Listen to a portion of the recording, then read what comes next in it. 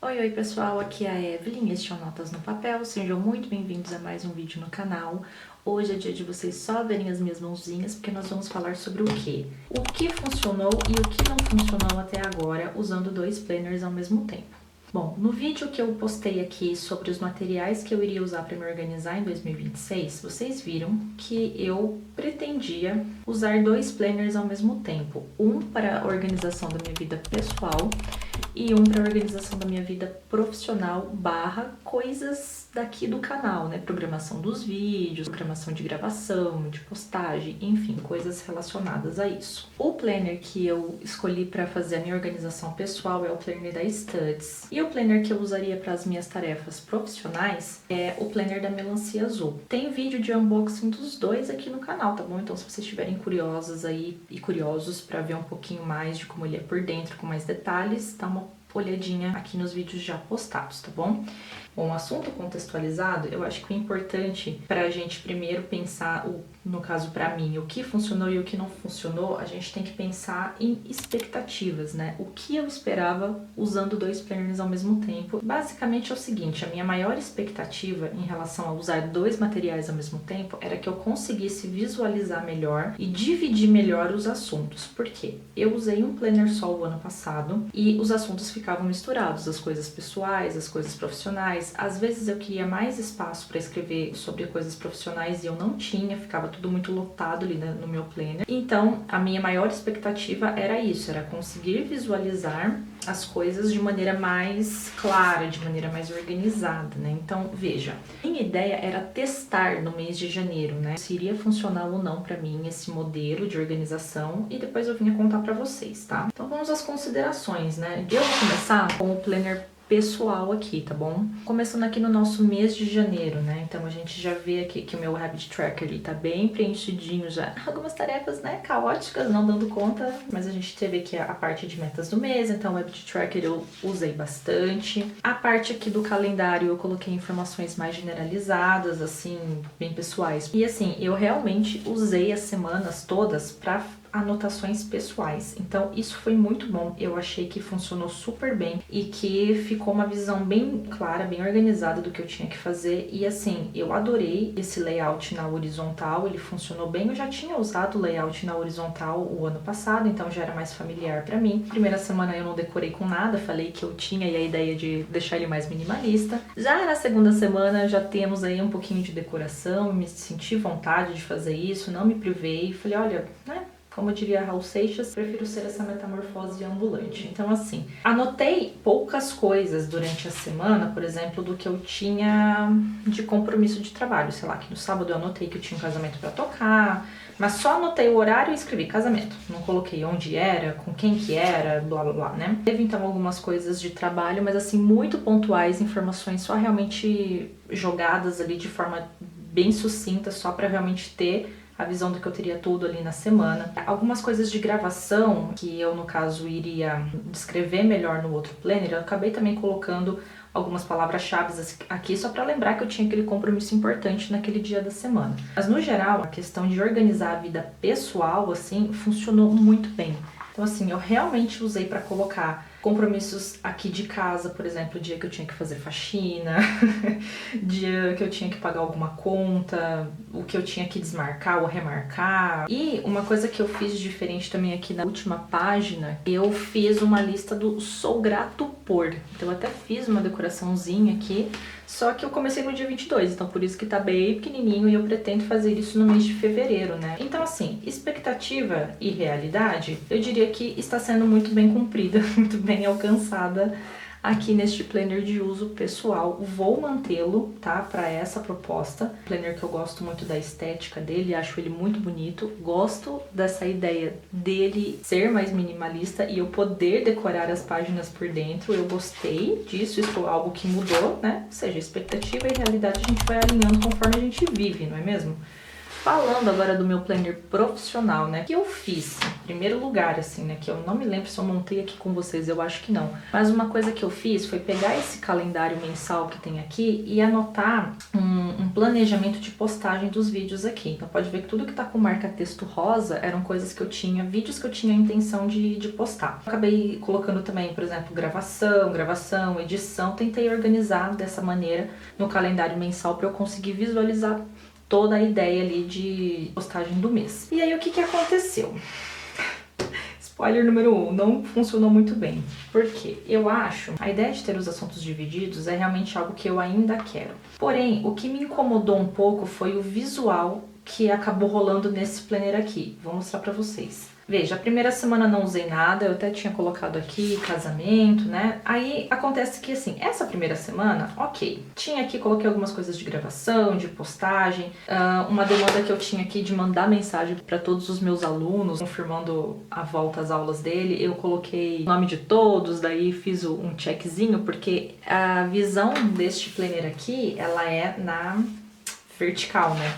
Então você consegue fazer uma lista de tarefas muito grande durante o dia. Porém, o que eu senti usando aí na vida real? De que o espaço era muito pequenininho. Então, às vezes, minha letra ela não é pequena. Também não é gigante, mas não é pequena. Então, por exemplo, esse dia aqui que eu escrevi, né? Gravação do vídeo decorando e planejando o planner Melancia Azul. Foi a gravação, inclusive, montando a capa dele, né? Aqui com vocês. Tá vendo que ocupou 4 linhas? Então, assim, na prática, eu senti que o espaço aqui para você escrever era um pouco menor do que eu idealizei, digamos assim. Você tem realmente mais coisinhas para dar check, mas ao mesmo tempo você tem um espaço um pouquinho menor para escrever. Então você acaba usando, eu, né, no caso, acabei usando mais linhas para escrever sobre uma coisa só. A parte interessante é que eu consegui, de fato, por exemplo, discorrer um pouquinho mais sobre as coisas em que eu queria fazer no determinado vídeo, né? Então aqui, por exemplo, no dia 8 eu coloquei gravação do vídeo, decorando, daí escrevi alguns pontos que eu queria falar naquele vídeo pra não me esquecer. Coloquei sobre aula, casamento, enfim. Aí, gente,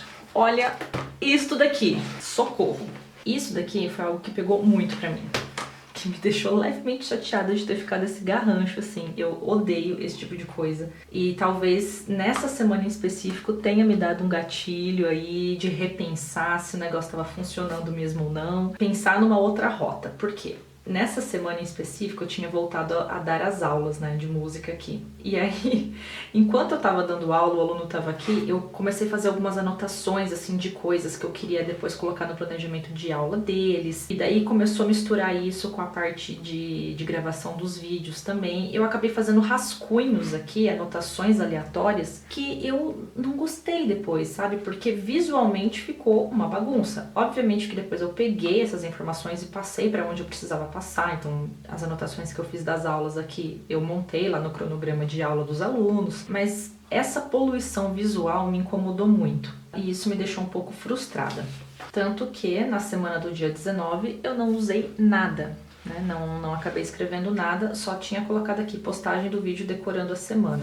Veja, aqui pra frente o que aconteceu, eu também já tinha feito algumas reorganizações de postagem, coisa que eu gravei antes, gravei depois, daí eu acabei fazendo sabe, um X, eu não sei, virou um caos isso daqui, entendeu? Fiquei chateada, frustrada, porque é o que acontece quando a gente espera uma coisa e aquilo não se realiza, mas nesse caso aqui foi por culpa minha mesmo, né? Se você for parar pra pensar assim, porque eu tava organizando isso, né? Enfim. Então, assim, como é que eu fiz, então, depois a organização do canal? Se eu não tava mais usando aqui, como é que eu me virei depois, então? Aconteceu o seguinte, minha amiga maravilhosa, Moara, ela me deu de Natal, presentinho de Natal, este planner aqui, que é um planner 2026, ele é da Tilibra, não, é da Tilibra, da linha Sorro.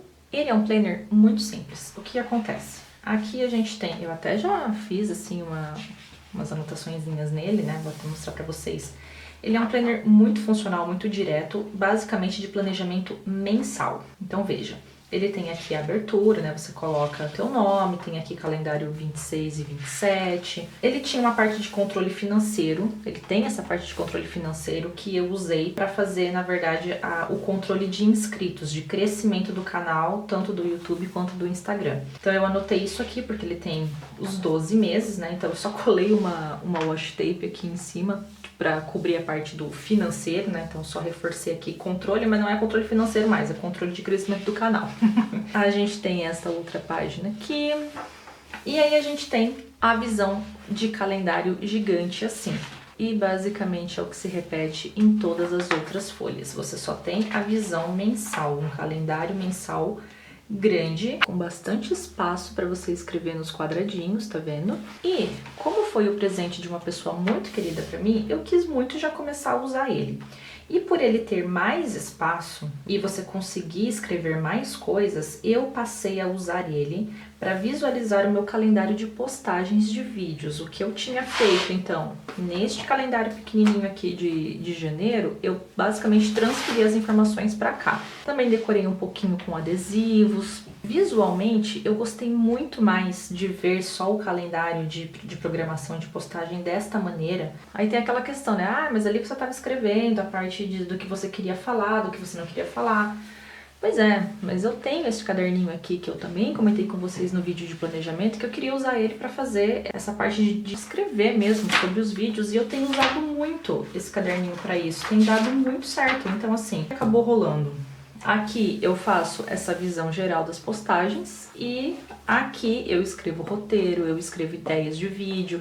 E assim, gente, tá funcionando, né? Perfeitamente, tá? Então, por hora, isso que está acontecendo aqui no meu mundinho de organização da vida.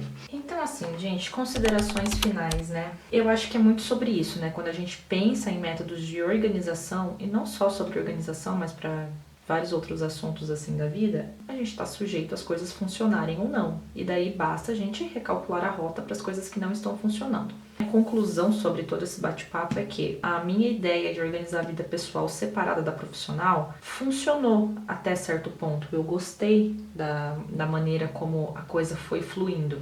E pretendo continuar, então sim, eu vou continuar usando o meu planner da Studs para anotar as coisas pessoais.